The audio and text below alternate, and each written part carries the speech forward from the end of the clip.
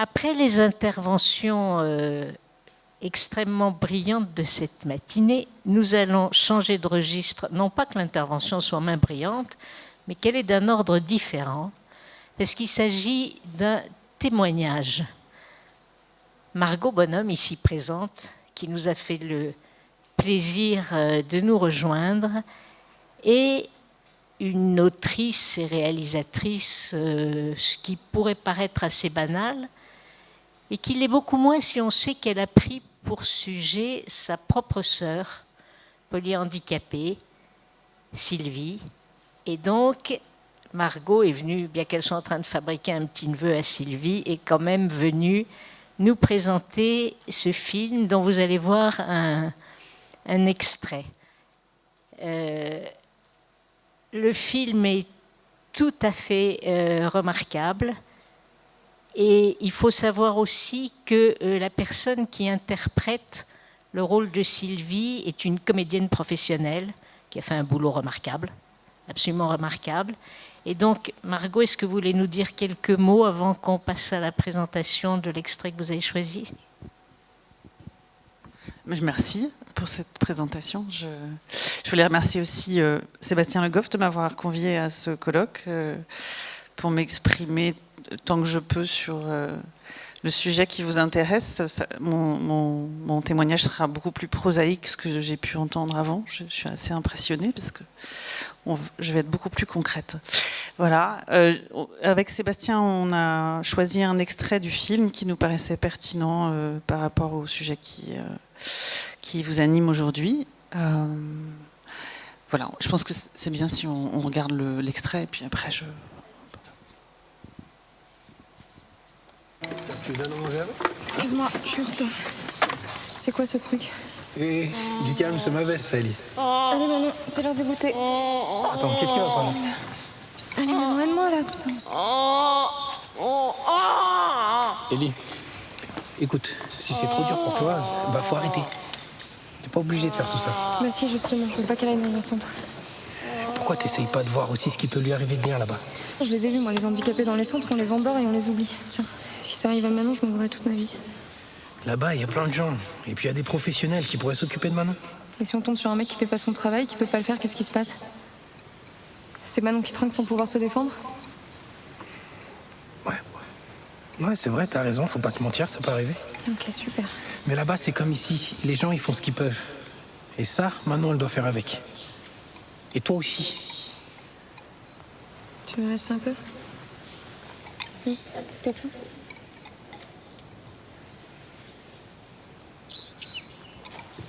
À demain, Manon.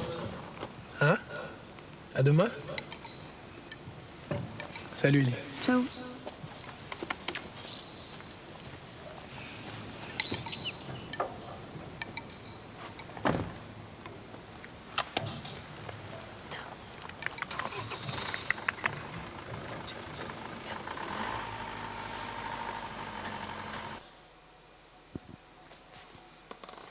Voilà.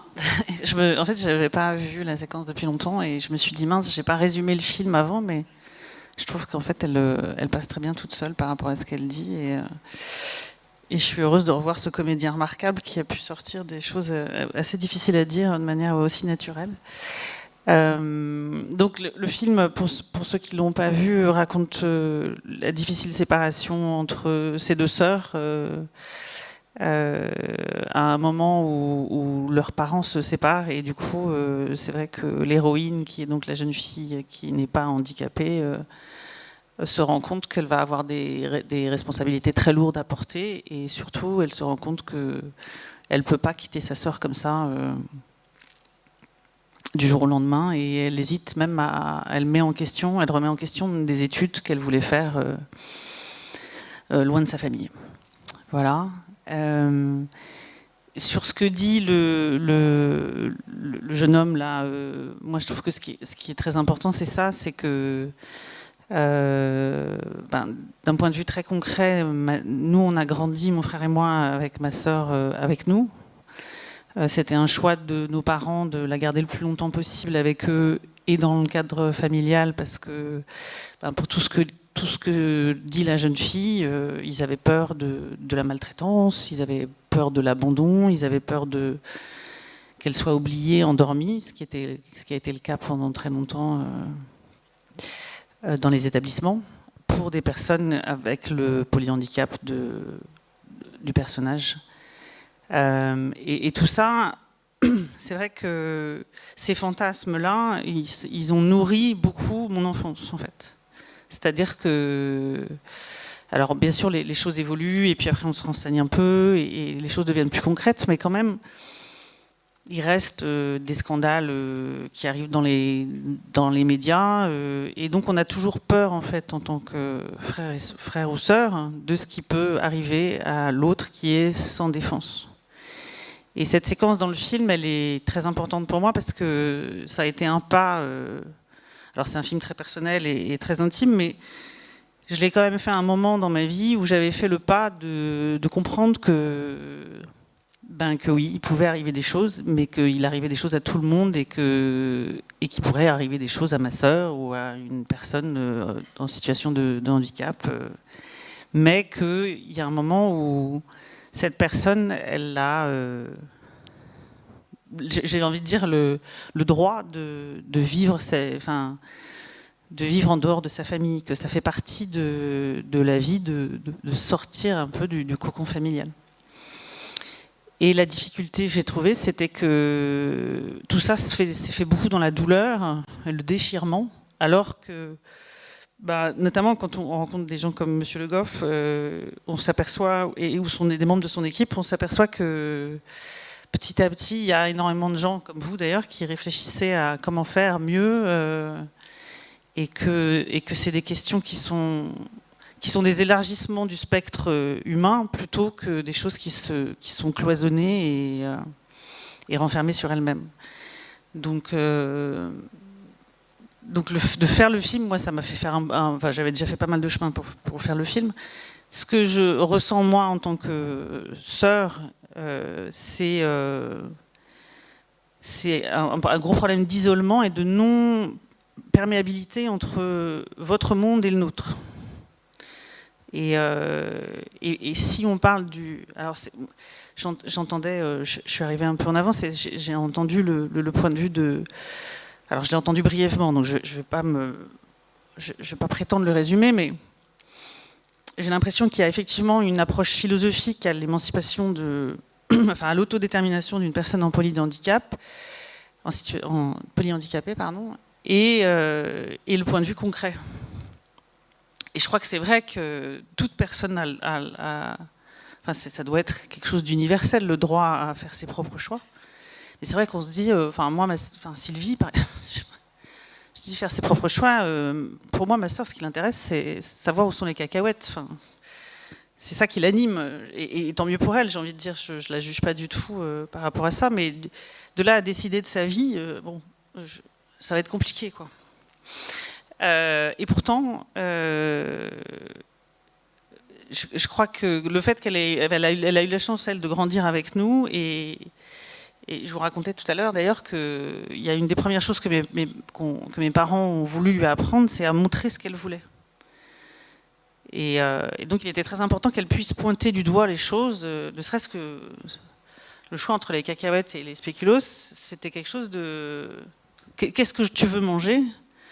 Ça commence là, en fait. Et ça, c'est, à mon avis, la porte à plus d'autodétermination de la part de personnes comme ça, qui déjà, à qui on dit, tu peux t'exprimer, c'est important que tu t'exprimes, et on va être à ton écoute. Et moi, je trouve que c'est génial si on envisage le soin à la personne de cette façon. Parce que déjà, c'est génial pour la personne, évidemment, pour ses proches, mais je pense aussi ça ouvre une dimension absolument passionnante pour les personnes qui vont s'occuper de ces gens-là. C'est plus du tout la même chose.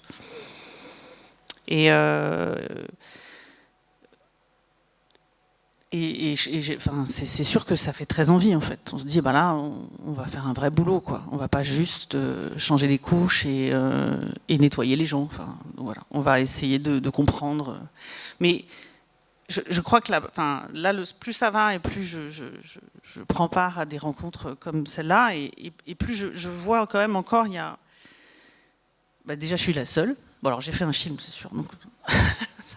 Puis j'ai un peu réfléchi sur le sujet et tout ça, donc bon, ça me donne une certaine légitimité, mais où sont les frères et sœurs? Parce que, mine de rien, c'est vraiment le sujet du film. Après les parents, c'est pour notre pomme. Et ils sont nulle part. Il y a une association qui s'est éteinte toute seule. Alors je sens que les générations suivantes ont l'air d'être un peu plus accompagnées parce qu'il y a des rencontres organisées pour les jeunes frères et sœurs. Mais alors c'est un peu comme les personnes en situation de handicap, arrivées à l'âge adulte, c'est démerdez-vous, quoi. Donc, et alors que ce que je crois, c'est qu'en plus, moi je vois comment j'étais avec ma sœur, on a une sensibilité qui n'est pas la même que celle de nos parents, parce qu'en plus on a un affect qui est un peu moins, j'ai envie de dire, c'est pas plus objectif, mais on n'est pas les parents. Et pourtant on connaît les frères et sœurs par cœur parce qu'on a grandi avec, en tout cas.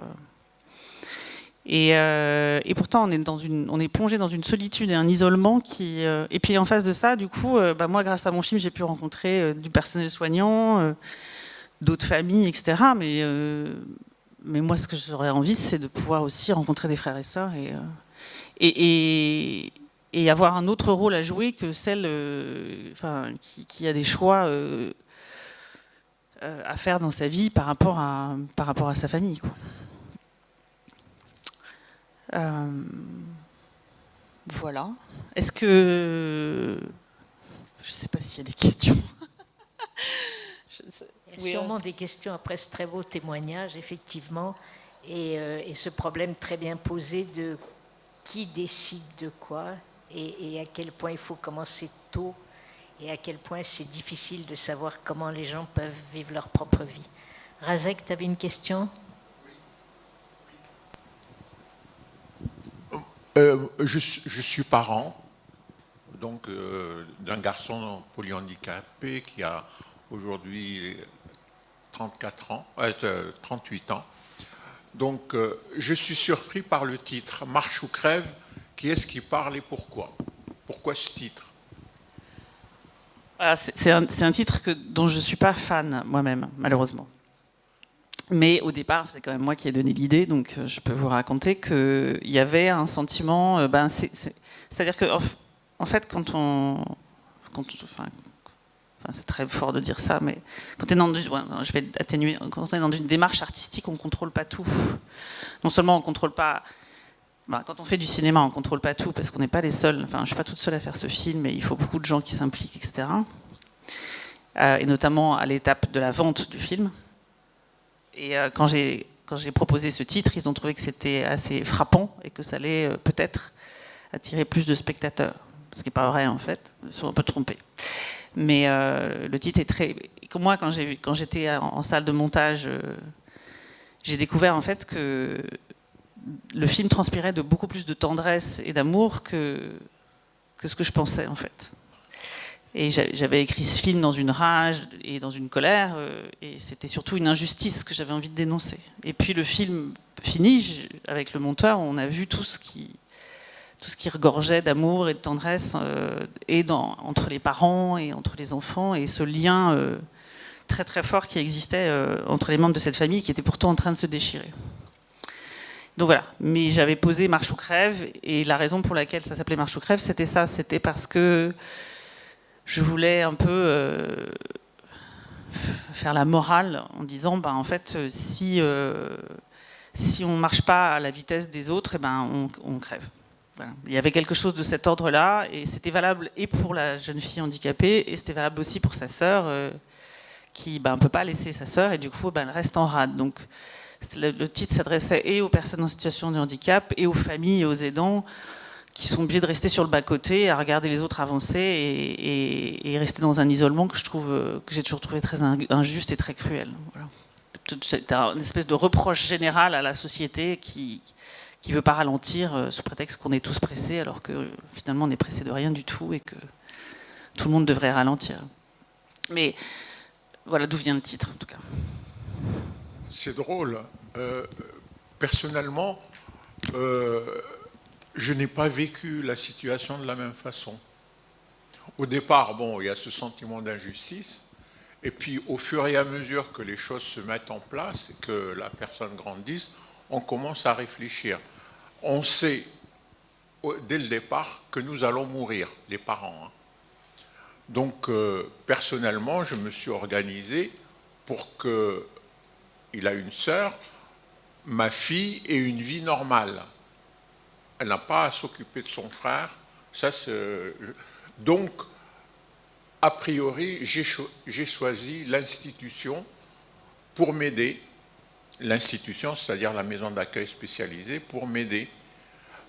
Parce que je voulais et je veux qu'à tout moment, il ait un point de chute. C'est-à-dire, donc, il a deux maisons.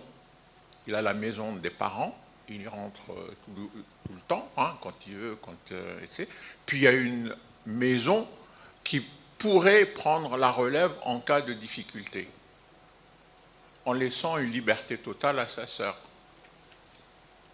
Et donc je n'ai pas vécu, au contraire, je n'ai pas vécu le fait de le mettre en institution comme quelque chose de difficile. J'ai choisi de l'emmener en institution pour, dès le jeune âge, hein, à 6 ans il a commencé, il en a 40, aujourd'hui il évolue dans les deux maisons d'une façon tout à fait libre et ça ne me pose aucun problème philosophique, au contraire. On n'a pas du tout la même expérience. Après, vous parlez de votre expérience. Je suis parent, vous êtes sœur, ouais. Et je m'interroge sur la réaction de sa sœur. Et l'autre jour, et pour la première fois, sa sœur a dit, comme ça, hein, de but en blanc, je m'occuperai de mon frère, je vais prendre les dispositions pour que... Je lui ai jamais posé le problème. Je lui ai toujours dit, occupe-toi de tes enfants et de ton foyer. Et elle m'a sorti ça, je m'occupe de mon frère, je vais faire ça, ça, ça et ça. Ben, c'est très intéressant de parler de ça. Et le film... le film pose cette question-là pour les frères et sœurs qui... il y a eu un film espagnol aussi très joli là-dessus, dont le titre m'échappe là maintenant, j'en suis désolée. Il n'y a pas eu beaucoup d'expressions de la part des frères et sœurs, et encore une fois, je crois que dans le milieu institutionnel, on est complètement absent. Moi, j'ai été élevée avec cette obligation, en fait. Mais l'obligation, elle n'est pas venue de mes parents. Moi, je le ressentais au plus profond de moi-même qu'il fallait que je sois là pour elle. Et j'ai grandi avec ça. Et ça, c'est pas facile. Alors c'est toujours, on avait cette discussion d'ailleurs avec les parents, je me souviens la dernière fois, parce que les parents disent non mais j'ai tout fait. Alors, il y a un truc de culpabilité, il faut déculpabiliser les parents. C'est pareil, j'étais invitée à une émission de radio et la mère disait non mais mon autre fille vit ça très bien, ça l'aide à s'épanouir. Et ce discours, je l'ai tellement entendu qu'en plus, j'ai pas pu exprimer autre chose pendant des années parce que j'osais pas. Jusqu'au jour où j'ai vu les conséquences que ça avait sur ma vie, moi, personnelle, sur mon problème d'engagement, à construire ma propre vie, etc. Je me suis dit, bon, j'ai un vrai problème et il a fallu que je creuse avec une pelle assez lourde en psychothérapie pour comprendre en fait que j'agissais pas de mon libre arbitre. Alors là, pour le coup, on est dans l'autodétermination des personnes, mais j'étais très influencée par la culpabilité et par la charge mentale que ça impliquait. Donc c'est pas évident pour tout le monde. Il y a effectivement plein de... Oui, il y a sûrement des gens comme votre fille pour qui c'est une évidence. Mais ça ne devrait pas l'être, en fait. Et ça, c'est une vraie question aussi. C'est pas du tout le sujet de ces 2 jours. Donc je préférais qu'on ne dévie pas, parce que je trouve que vos discussions sont passionnantes et tellement plus positives aussi, quoi. C'est...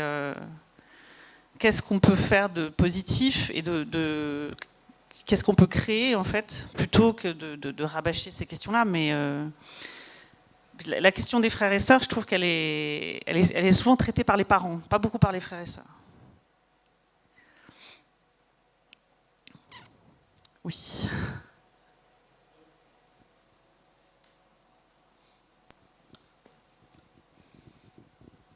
Je voulais juste souligner qu'au contraire, je crois qu'on est totalement dans le propos de l'autodétermination parce que de créer des conditions de bientraitance, il faut que les proches rechoisissent aussi d'être en relation. Parce que si tu le vis par défaut, par obligation, ça transparaît dans la relation. C'est la même chose avec les professionnels. Les professionnels qui ont choisi un métier, qui sont là par défaut, par gagne-pain alimentaire, mais ce n'est pas une chaîne de montage, là, c'est des êtres humains. Donc, comment susciter, comment accompagner l'autodétermination des proches, des professionnels, c'est une condition fondamentale, à mon avis, puis ça, c'est mon expérience personnelle. Je suis un proche de personnes qui ont des problèmes de santé mentale, donc je viens d'une famille où il y a une lignée je suis un peu un père aidant familial, mais il y a un moment où on doit faire le choix. Parce que le choix de rester en relation ou le choix de vivre sa vie, c'est fondamental à mon avis. Absolument. Et le problème fondamental, enfin, je reprends. Le problème, enfin, moi je trouve que mon problème en tout cas, c'est que la société me permet pas de faire un choix paisible. Et je dois trancher. Et ça, c'est ce que raconte le film. C'est très très douloureux et difficile. Alors qu'on devrait, enfin, et c'est pour ça que Marche ou crève, ça fonctionnait parce que on ne devrait pas avoir à trancher. C'est-à-dire que ça serait quand même beaucoup plus intéressant et riche de se questionner, de se dire qu'est-ce qu'on peut créer pour que ça fonctionne et que ça soit pas un poids pour les familles et pour les frères et sœurs, de se dire il faut que soit je laisse tomber ma sœur, soit je m'en occupe et je suis prisonnière à vie de ce choix. Et mon expérience, c'est ça, c'est que la société ne me propose pas un choix paisible.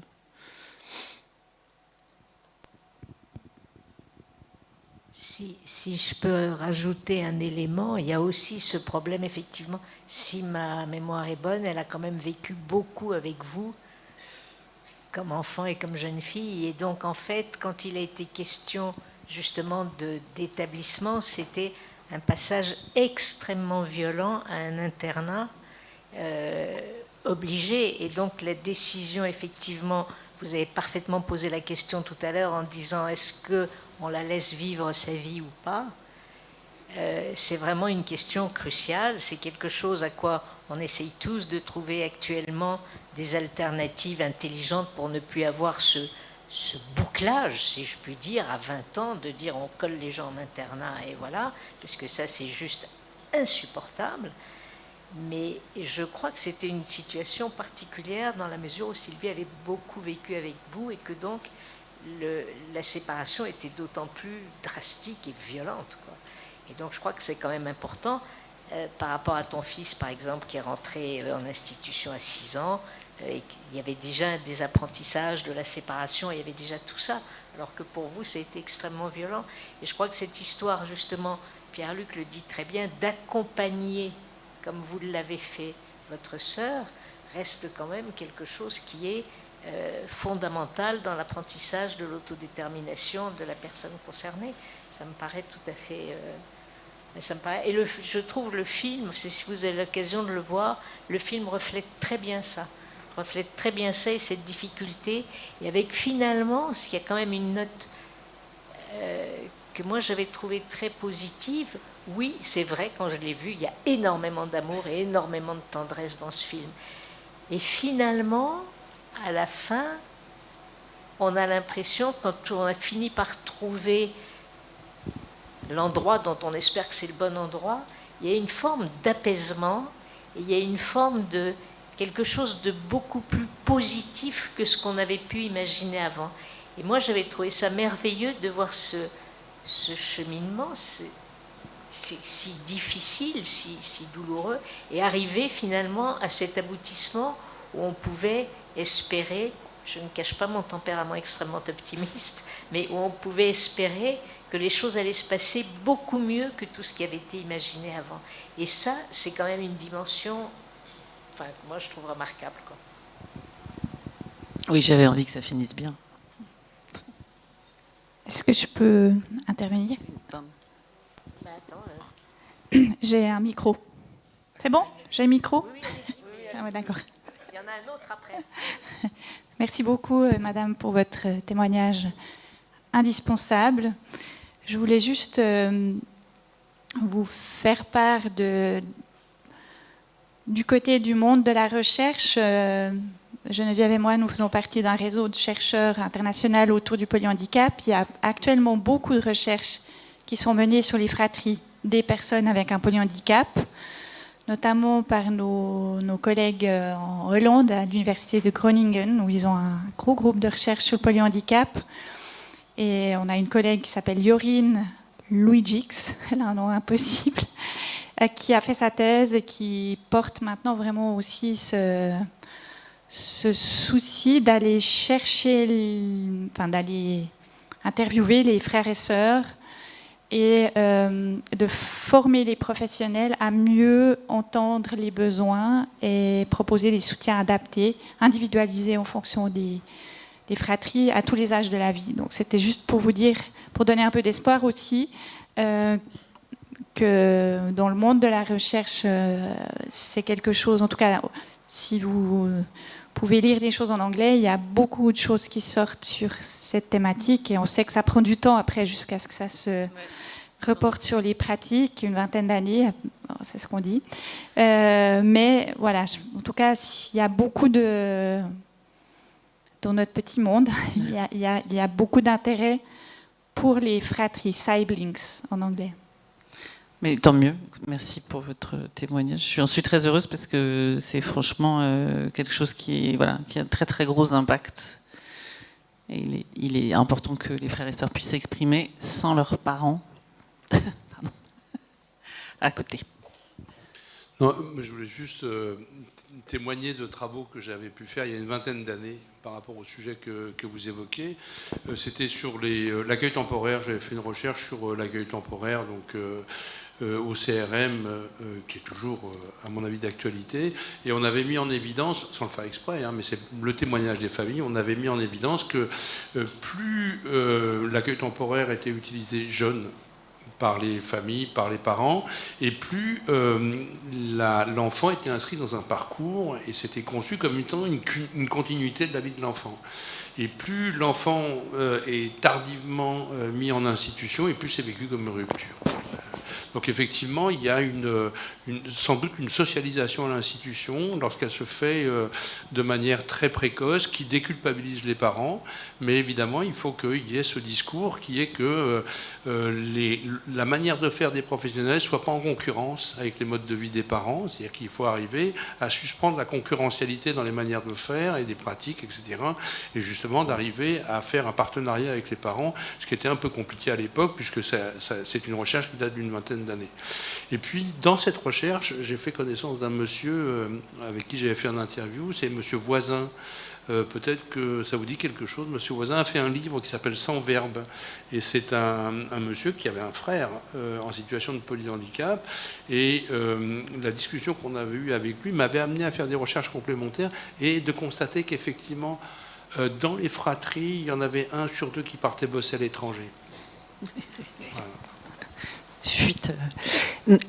J'entends ce que vous dites sur le fait de faire ça progressivement, mais alors pour avoir été assez longtemps en thérapie, par exemple, mon thérapeute, dans une tentative de m'aider, m'avait dit, vous savez, j'ai une autre patiente qui est donc sœur d'une personne en situation de handicap et qui a été placée assez vite. Et elle, en fait, son problème, c'est de se dire, si je fais mal, mes parents vont se débarrasser de moi. Donc je ne sais pas si... Et après, j'ai envie de vous dire pourquoi est-ce que, par souci d'adaptabilité et de faire les choses bien, les enfants handicapés, on dirait tu vas aller t'habituer ailleurs plutôt que tes frères et sœurs, quoi. Et je pense qu'on aurait vécu la chose de la même manière en disant il n'y a pas de raison, nous on reste maintenant jusqu'à 25 ans chez nos parents, pourquoi pas. Et pourquoi est-ce qu'on leur propose? Parce que ma sœur Sylvie, elle allait à l'école de jour. Mais ce qui a été extrêmement violent, c'est effectivement ce que vous disiez, le passage à l'âge adulte. À 20 ans, ma mère m'a raconté qu'elle elle a vécu un abandon terrible parce que tout d'un coup, c'était tout ou rien. Il y avait pas, c'était pas du tout progressif comme nous. On partait avec des copains, on partait à l'étranger faire des études.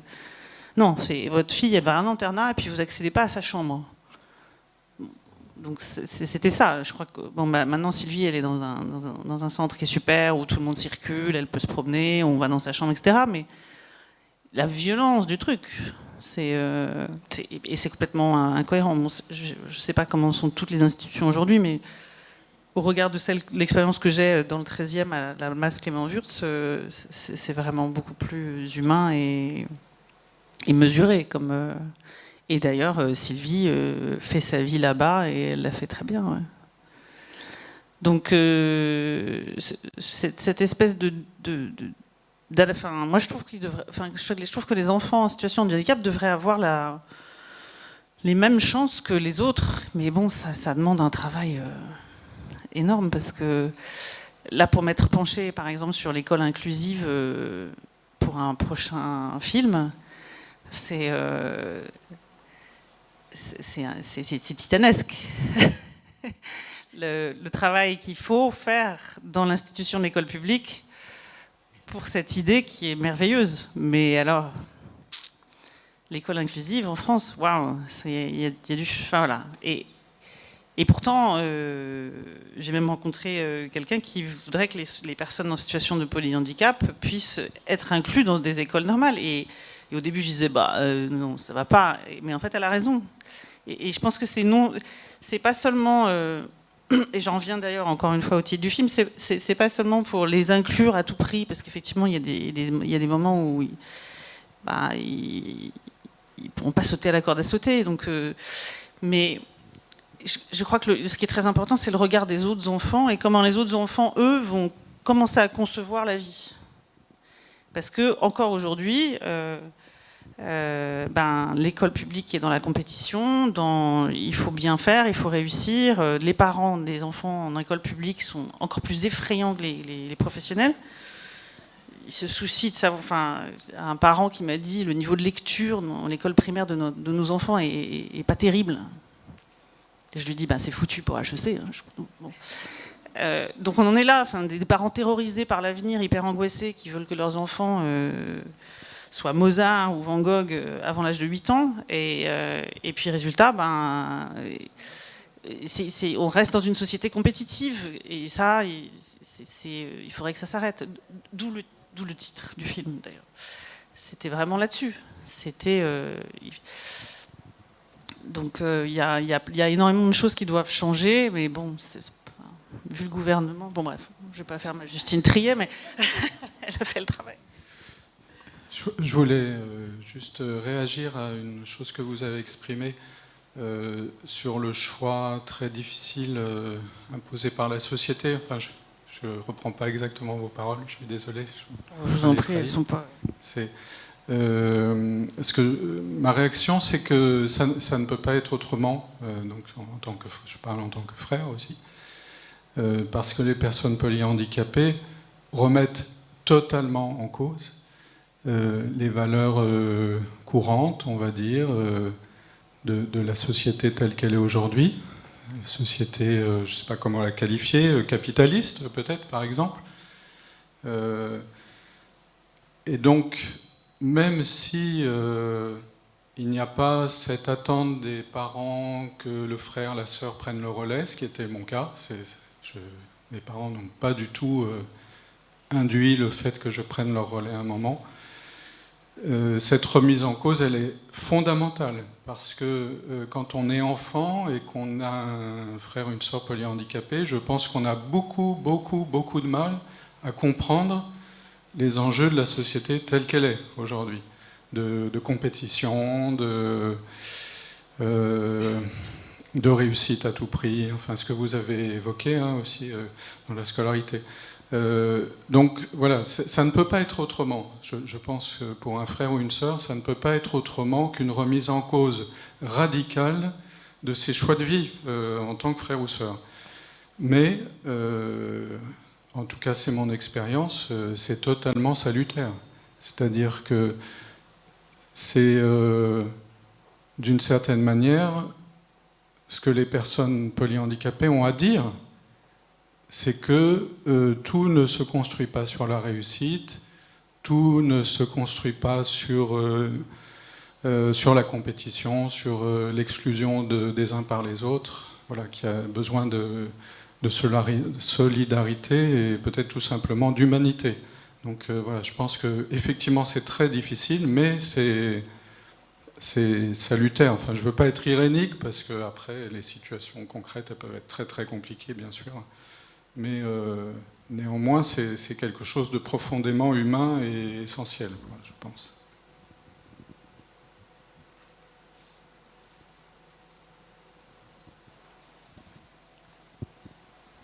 Oui, bonjour. Donc Margot, je pense qu'il faut que nous prenions un rendez-vous, puisque je crois que le gouvernement n'est pas à la hauteur de nos attentes, et comme je suis députée, je suis complètement partie prenante pour avancer avec vous tous. Je remercie fortement Marie-Christine pour cette très belle journée qui est organisée, et demain effectivement aussi, pour prolonger les réflexions qui sont vraiment pertinentes.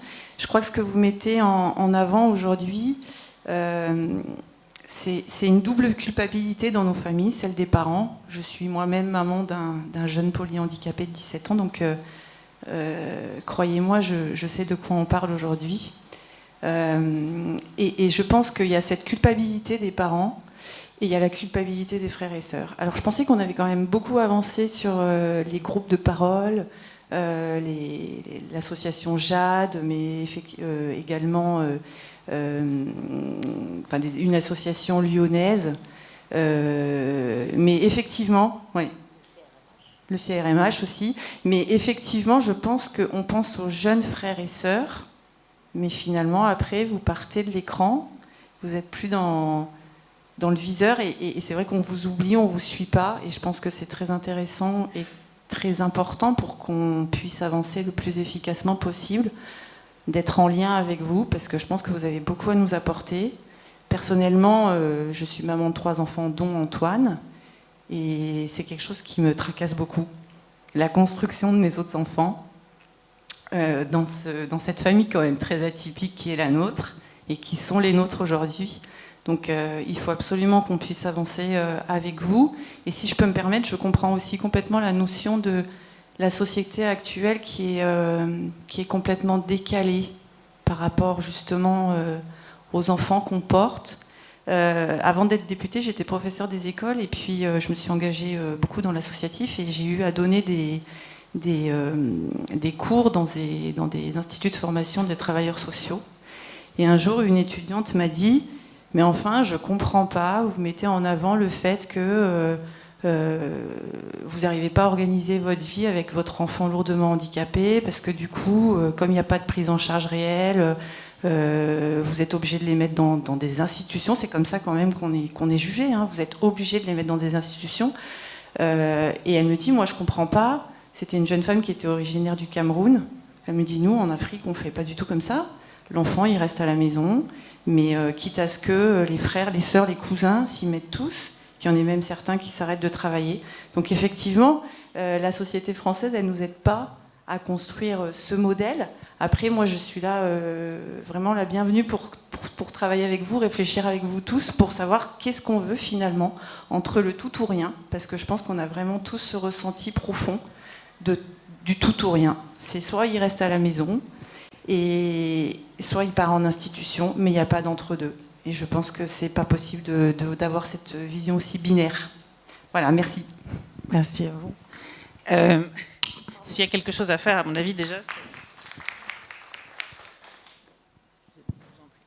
c'est moi, d'être invitée ici, de regarder tous les débats qui vont animer ces journées. Ça rend les questions beaucoup plus sexy, en fait. Et je crois qu'il y a ce problème-là, c'est que c'est pas sexy le handicap du tout. Et du coup, il y a très peu de gens qui vont s'orienter vers des métiers qui concernent le handicap. Et moi, il n'y a rien qui me... Alors, il y a beaucoup de choses qui me mettent en colère, hein, mais... Puis en plus, j'ai appris à l'exprimer, donc ça c'est bien. Mais quand je vois des publicités, par exemple... pour promouvoir les métiers de l'armée, ben, je dis, faisons un film pour promouvoir le métier d'aidant, en fait. Aussi sexy que ça, avec des slogans et un budget, le même budget. Et tout d'un coup, ça va devenir sexy d'être AESH. Ça va devenir sexy d'être aide-soignante ou infirmière. Et puis, bon, c'est valable pour les personnes en situation de handicap, mais aussi pour les personnes âgées, toutes les personnes dépendantes, quoi. Mais ça, c'est ce qu'on disait tout à l'heure, c'est la société qui, pour l'instant, est comme ça. Et j'ai l'impression que si... et pourtant, il y a tellement de gens passionnants autour de ces tables que ça devrait donner envie. Voilà. Et c'est ça le problème, c'est de faire naître le désir, je crois. Je pense qu'on va devoir envisager de faire un colloque sur 4 jours. Non, mais en attendant, je vous invite à déjeuner parce que je pense que toutes ces émotions nous ont creusés. Et vraiment, merci. Margot, merci beaucoup.